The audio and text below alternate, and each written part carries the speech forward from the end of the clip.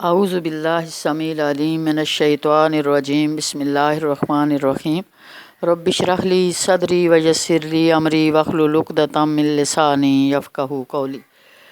آیات 1 تا 8 پہلا پیراگراف تمہیدی ہے۔ قرآن کے تعارف کے بعد انسان کو زندگی کے مقصد سے آگاہ کیا گیا۔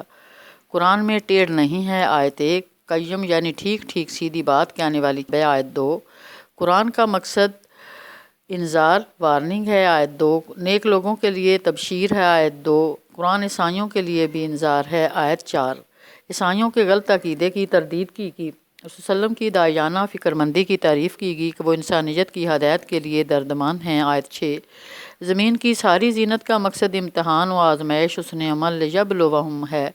آیت 7 قیامت کے دن کی منظر کشی کی گئی کہ زمین کی ساری زینت تہ و بالا کر دی جائے گی۔ آیت 8 آیات 9 تا 31 دوسرے پیراگراف میں اصحاب کہف یعنی غار والوں کا قصہ بیان کیا گیا، جن کا ایمان ان کے لیے آزمائش تھا۔ انہیں غار میں پناہ لینی پڑی ورنہ حکومت وقت انہیں سنگسار کر دیتی۔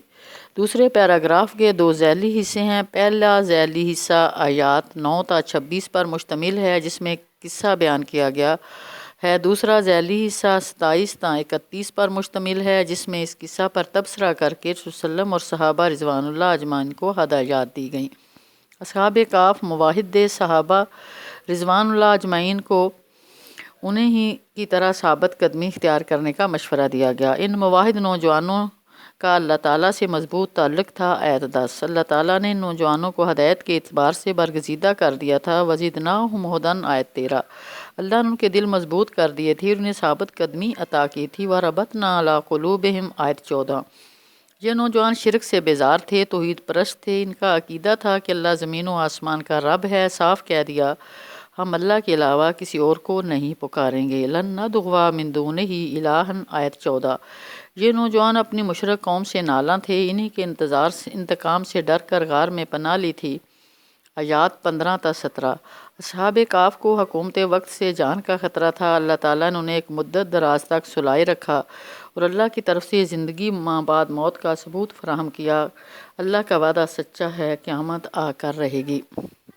وَكَذَلِكَ أَثَرْنَا عَلَيْهِمْ لِيَعْلَمُوا أَنَّ وَعْدَ اللَّهِ حَقٌّ وَأَنَّ السَّاعَةَ لَا رَيْبَ فِيهَا آیت 21 ان نوجوانوں کی موت کے بعد عیسائیوں میں اختلاف ہوا۔ کسی نے کہا دیوار چن دو، کسی نے کہا ان پر عبادت گاہ بناؤ۔ آیت 21 ہدایت کی گئی کہ اصحاب کہف کی تعداد کے بارے میں بحث میں نہ پڑو، واقعہ سے سبق حاصل کرو، نوجوانوں کی تعداد اور دیگر غیر ضروری باتوں میں اپنے آپ کو مت الجھاؤ۔ آیت 22 دوسرے ذیلی حصے میں رسول صلی اللہ علیہ وسلم کو صحابہ رضوان اللہ اجمعین پر مشتمل مومن صالح افراد کا ساتھ دینے، دنیا کی زینت کی طرف نہ دیکھنے اور قریش کی باغی اور فاسق کی عادت کی اطاعت سے بچنے کی ہدایت کی گئی، اور بتایا گیا کہ یہ ایمان بھی آزمائش ہے۔ اصحاب کہف کو بنیادی مذہبی حقوق میسر نہ تھے، انہیں غار میں پناہ لینی پڑی۔ مسلمانوں کو یہ حق عطا کرنے کی تلقین کی گئی کہ اسلام میں دین کے معاملے میں زبردستی نہیں ہے۔ آیات 32 تا 59 تیسرے پیراگراف میں وہ دو زمینداروں کا قصہ بیان کیا گیا، ایک بڑا زمیندار تھا اور دوسرا چھوٹا۔ یہ دو زندہ تاریخی کردار ہیں، ایک مادہ پرست مشرک اور دوسرا آخرت کا قائل موحد۔ پہلا نہ شکرا اور دوسرا شکر گزار تھا۔ اس قصے کا مقصد مال و دولت کی کمی بیشی کی آزمائش ثابت کرنا ہے۔ اس پیراگراف کے بعد دو ذیلی پیراگراف ہیں۔ پہلے ذیلی پیراگراف آیات 32 تا 44 میں قصہ بیان کیا گیا اور دوسرے ذیلی پیراگراف آیات 45 تا 59 میں اس پر تبصرہ کیا گیا۔ بڑے زمیندار کی خصوصیات: بڑا زمیندار تفاخر کی بیماری میں مبتلا تھا، دوسروں پر شان جتاتا تھا، میرے پاس تم سے زیادہ مال اور تم سے زیادہ بندے ہیں۔ انا اکثر منک مالا واعز نفرا آیت 34 یہ شخص دنیا پرست بھی تھا، سمجھتا تھا کہ یہ نعمتیں زائل نہ ہوں گی، یہ دولت ہمیشہ رہے گی، میرے باغ کو فنا نہیں ہے۔ ما اظن ان تمید هذه ابدا آیت 35 یہ شخص منکر قیامت تھا، کہتا تھا میں نہیں سمجھتا کہ کبھی قیامت واقع ہوگی۔ وما اظن الساعة قائمة آیت 36 یہ شخص شک میں مبتلا تھا اور جھوٹی آرزوؤں نے اسے الجھا رکھا تھا، سمجھتا تھا کہ بالفرض اگر قیامت واقعہ بھی ہو گئی تو اس کے بعد مجھے دنیا سے بھی زیادہ نعمتیں ملیں گی، وہاں بھی زیادہ شاندار جگہ پاؤں گا۔ وَلَئِن رُدِدتُّ إِلَىٰ رَبِّي لَأَجِدَنَّ خَيْرًا مِنْهَا مُنْقَلَبًا آیت 36، یہ شخص مشرک بھی تھا جب اس کا باغ تباہ کر دیا گیا تو اس کے لبوں پر یہی الفاظ تھے، کاش میں اپنے رب کے ساتھ شرک نہ کیا ہوتا، یا لیتنی لمشرک بربی احدا، آیت 42۔ نہ وہ خود اپنی مدد کر سکا، نہ کوئی اور ہستی اس کی مدد کر سکی، غالباً یہ شفاعت باطلہ کا بھی قائل تھا۔ وَلَمْ تَكُنْ لَهُ فِئَةٌ يَنْصُرُونَهُ مِنْ دُونِ اللَّهِ وَمَا كَانَ مُنْتَصِرًا، آیت 43۔ چھوٹے ذمہ دار کی خصوصیات۔ چھوٹا ذمہ دار مواحد تھا، صاف کہتا تھا میں اپنے رب کے ساتھ کسی کو شریک نہیں کرتا۔ لا اشرکوا بربی احدا، آیت 38۔ مبلغ بھی تھا، امر بالمعروف اور نہی عن المنکر پر عمل کرتا تھا، چنانچہ اس نے پہلے شخص کو ٹوکا، اپنے محسن رب کا انکار کیوں کرتے ہو؟ تم نے اپنے باغ میں داخل ہوتے وقت ماشاء اللہ لا حول ولا قوت الا باللہ کے الفاظ کیوں ادا نہیں کیے؟ آیت 39۔ اللہ کے دنیاوی قانون، عذاب و ثواب اور آخرت کی جزا سزا دونوں پر یقین رکھتا تھا، آیت 40 تا 41۔ بڑے ذمہ دار سے کہا تیرا باغ عارضی ہے، تباہ ہو سکتا ہے۔ باغ کی تباہی کے وقت معلوم ہوا کہ کارسازی ولایت کا اختیار اللہ کا ہے، اللہ تعالیٰ اجر و ثواب اور انجام ہر اعتبار سے بہتر ہے۔ ہنالک الولایۃ للہ الحق و خیر ثوابا و خیر عقبا، آیت 44۔ ذیلی پیراگراف آیت 45 تا 49 میں تبصرہ کیا گیا کہ الحیات الدنیا یعنی دنیاوی زندگی کی تمثیل کھیتی سے دی گئی، واضح کیا گیا کہ اولاد اور اموال الحیات الدنیا کی زینت ہیں۔ آدم اور ابلیس کے قصے سے مشرکین مکہ کے ابلیسی رویے پر تنقید کی گئی کہ وہ اللہ کی تعلیمات وحی کا مذاق اڑا رہے ہیں، انہیں ہلاکت کی دھمکی دی گئی۔ آیات 60 تا 82 چوتھے پیراگراف میں قصہ موسیٰ اور خضر علیہ السلام بیان کیا گیا، ثابت کیا گیا علم کی کمی بیشی بھی آزمائش ہے۔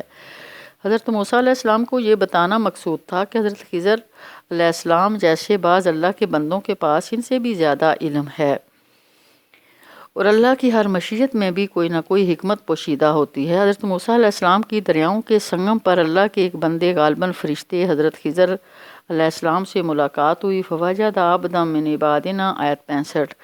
حضرت موسیٰ علیہ السلام نے کہا کیا میں آپ کی صحبت اختیار کر سکتا ہوں تاکہ آپ کو دی گئی دانائی سیکھ لوں؟ حالت تابعو کا علی ان تعلمانی مما علمت رشدا، آیت 66۔ علم کے لیے صبر ضروری ہے۔ حضرت خضر علیہ السلام نے کہا میرے ساتھ صبر نہیں کر سکتے۔ لن تستطیع معی صبرا، جس چیز کا علم نہ ہو اس پر صبر کیسے کیا جا سکتا ہے؟ حضرت آیت 67۔ حضرت موسیٰ علیہ السلام نے کہا میں صبر کروں گا، مجھے نافرمان نہ پائیں گے۔ حضرت خضر علیہ السلام نے کہا شرط یہ ہے کہ آپ سوال نہ کریں جب تک میں خود نہ بتاؤں۔ پھر دونوں آگے چلتے گئے۔ فَإِنِ اتَّبَعْتَنِي فَلَا تَسْأَلْنِي عَنْ شَيْءٍ حَتَّىٰ أُحْدِثَ لَكَ مِنْهُ ذِكْرًا، آیت 70۔ حضرت خضر علیہ السلام کے بعد عجیب و غریب افعال۔ حضرت خضر علیہ السلام نے کشتی میں شگاف کر دیا، حضرت موسیٰ فوراً بول پڑے کیوں کیا؟ فَانْطَلَقَا حَتَّىٰ إِذَا رَكِبَا فِي السَّفِينَةِ خَرَقَهَا، آیت 71۔ حضرت خضر علیہ السلام نے ایک لڑکے کا قتل کیا، حضرت موسیٰ علیہ السلام فوراً بول پڑے کیوں کیا؟ فَانْطَلَقَا حَتَّىٰ إِذَا لَقِيَا غُلَامًا فَقَتَلَهُ، آیت 74۔ حضرت خضر علیہ السلام نے ایک مقام پر حق میزبانی ادا نہ کرنے کے باوجود ایک گرتی ہوئی دیوار چن دی، حضرت موسیٰ علیہ السلام فوراً بول پڑے کیوں کیا؟ فَوَجَدَ فِيهَا جِدَارًا يُرِيدُ أَن يَنقَضَّ فَأَقَامَهُ، آیت 77۔ حضرت خضر علیہ السلام نے کہا میری اور آپ کی جدائی ہے، ھذا فراق بینی و بینک، آیت 78۔ عجیب و غریب افعال کی پوشیدہ حکمتوں کا انکشاف۔ کشتی مزدوروں کی تھی، ظالم بادشاہ سالم کشتی چھین لیتا ہے، عیبدار کر دیا تاکہ بادشاہ چھین نہ لے، آیت 79۔ لڑکے کے والدین مومن تھے، اندیشہ تھا سرکشی اور کفر سے انہیں تنگ کرے گا، میں نے قتل کر دیا تاکہ اللہ بہتر اولاد دے۔ دیوار کے نیچے دو یتیم بچوں کا خزانہ ہے، ان کا باپ نیک تھا، کانا ابوہما صالحا، من دیوار اٹھا دی تاکہ دونوں بالغ ہو کر یہ خزانہ نکال سکیں۔ یہ رب کی رحمت ہے، میں نے اپنے اختیار سے نہیں کیا، یہ تعویل ان افعال کی جن پر آپ صبر نہ کر سکتے۔ یہ رب کی رحمت ہے، میں نے اپنے اختیار سے نہیں کیا، یہ تعویل ہے ان افعال کی جن پر آپ صبر نہ کر سکے، آیت 82۔ آیات 83 تا 102 پانچویں پیراگراف میں قصہ ذوالقرنین بیان کیا گیا ہے، ثابت کیا گیا ہے کہ اقتدار بھی آزمائش ہے۔ ذوالقرنین ایک مثالی حکمران تھے۔ حضرت ذوالقرنین کو اقتدار عطا کیا گیا۔ مکنّا لہو فی الارض، آیت 84۔ حضرت ذوالقرنین علیہ السلام کو اسباب و وسائل فراہم کیے گئے تھے۔ وَآتَيْنَاهُ مِن كُلِّ شَيْءٍ سَبَبًا، حضرت ذوالقرنین مبلغ تھے، اپنی رعایا کو توحید کی دعوت دی، اپنی قوت و اقتدار کو دعوت کے لیے استعمال کیا۔ ذوالقرنین علیہ السلام نے فرمایا ظالم کو میں دنیاوی سزا دوں گا، اس کے بعد اللہ تعالیٰ شدید تر اخروی سزا دے گا۔ قال اما من ظلم فسوف نعذبہ ثم یرد الی ربہ فیعذبہ عذابا نکرا، آیت 87۔ لوگوں کو بتایا گیا کہ مومن صالح کے لیے بہترین جزا ہوگی، آسانیاں فراہم ہوں گی۔ واما من آمن وعمل صالحا فلہ جزاء الحسنی وسنقول لہ من امرنا یسرا، آیت 88۔ حضرت ذوالقرنین علیہ السلام نے مظلوم قوم کو یاجوج ماجوج کے حملوں سے محفوظ کیا۔ حضرت ذوالقرنین مال و دولت کی حرص سے پاک تھے، بلا اجرت اور اخراج مفت بند تعمیر کر دیا۔ سبحان اللہ۔ قوم نے انہیں بند کی تعمیر کی قیمت ادا کرنا چاہی، انہوں نے انکار کر دیا اور فرمایا جو کچھ میرے رب نے مجھے دے رکھا ہے وہ بہت ہے۔ ما مکننی فیہ ربی خیر، آیت 95۔ بند کی تعمیر کے بعد یاجوج اور ماجوج دیوار میں نہ تو نقب لگا سکتے تھے اور نہ چڑھ سکتے تھے، آیت 97۔ حضرت ذوالقرنین علیہ السلام بند کی تعمیر کے بعد اللہ کا شکر ادا کیا اور عاجز اور شکر گزار بندے تھے۔ قال ھذا رحمۃ من ربی، حضرت ذوالقرنین قیامت کے عذاب سے ڈرتے تھے، ان کا عقیدہ تھا کائنات کی مضبوط ترین چیز بھی عارضی ہے۔ فرمایا جب وعدے کا وقت آئے گا اللہ اس مضبوط دیوار کو بھی ریزہ ریزہ کر دے گا، اللہ کا وعدہ برحق ہے۔ فَإِذَا جَاءَ وَعْدُ رَبِّي جَعَلَهُ دَكَّا وَكَانَ وَعْدُ رَبِّي حَقًّا، آیت 98۔ ذوالقرنین کے پاس دماغ بھی تھا اور ٹیکنالوجی بھی، لیکن مزدور کم تھے۔ انہوں نے مقامی لوگوں سے مدد لی۔ اس مضبوط دیوار اور بند کی تعمیر سے یہ سبق ملتا ہے کہ کافروں کے شر سے بچنے کے لیے دماغی، ذہنی اور عقلی وسائل کے ساتھ جسمانی، مادی اور روحانی وسائل کا امتزاج شرط ہے۔ آیات 103 تا 110 چھٹا اور آخری پیراگراف اختتامیہ ہے اور خلاصے پر مشتمل ہے۔ اس میں مادہ پرستی کا ابطال کیا گیا ہے۔ الحیات الدنیا یعنی دنیاوی زندگی کی سرگرمیوں میں مگن لوگوں کی خوش فہمی کی تردید کی گئی، آیت 104۔ جو لقاء ملاقات رب کے منکر بھی ہیں اور اللہ کی آیات اور رسولوں کا مذاق اڑاتے ہیں، ان کا ٹھکانہ دوزخ ہے۔ اس کے برخلاف ایمان لا کر عمل صالح کرنے والوں کے لیے جنت کی بشارت ہے، آیت 108۔ آخری آیت میں توحید، رسالت اور آخرت تینوں چیزوں کی دعوت کا خلاصہ پیش کیا گیا ہے۔ جو شخص اللہ کو واحد مان کر رسول صلی اللہ علیہ وسلم کو بشر اور رسول تسلیم کر کے اللہ یعنی ملاقات رب پر یقین کامل رکھتا ہو، اسے شرک فی العبادت سے بچتے ہوئے عمل صالح کرنا چاہیے، آیت 110۔ مرکزی مضمون: زمین پر موجود تمام اشیاء کی رنگا رنگی زینت کا مقصد حسن عمل کا امتحان اور آزمائش لنبلوہم ہے، چاہے وہ توحید پر استقامت کی آزمائش ہو، چاہے وہ علم و دولت، عزت اور افراد کی کثرت کی آزمائش ہو، چاہے اموال و اولاد کی آزمائش ہو یا پھر اقتدار کی آزمائش ہو۔ ان تمام آزمائشوں کے پیچھے اللہ تعالیٰ کی حکمت پوشیدہ ہوتی ہے۔ انسان کو دنیا پرستی اور مادہ پرستی سے بچ کر قرآن کی دعوت توحید اور آخرت قبول کر کے حسن عمل کے لیے سرگرم ہو جانا چاہیے۔ وآخر دعوانا الحمد للہ رب العالمین۔